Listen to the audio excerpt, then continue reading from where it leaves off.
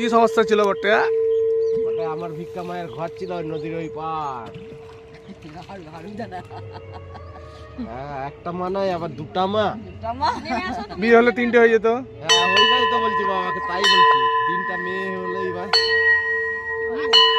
হ্যাঁ, এই পিঙ্কি দিদি ভালো করে দাঁড়া, নাহলে পড়ে যাবি তুই।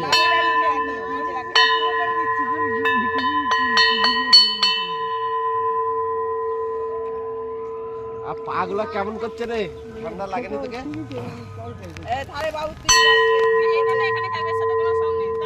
বরণ করবি যখন তখন লাগবে।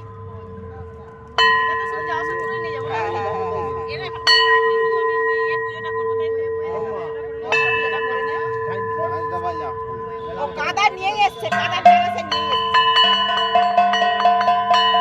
আর নামতে হবে নি, তার নামলে নামছিস কেন? বড়দা ওখানে বসে পড়ো।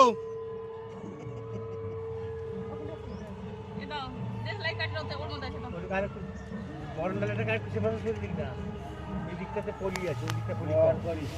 মা দুইটা গাড়ি ওইটা নদীর পার।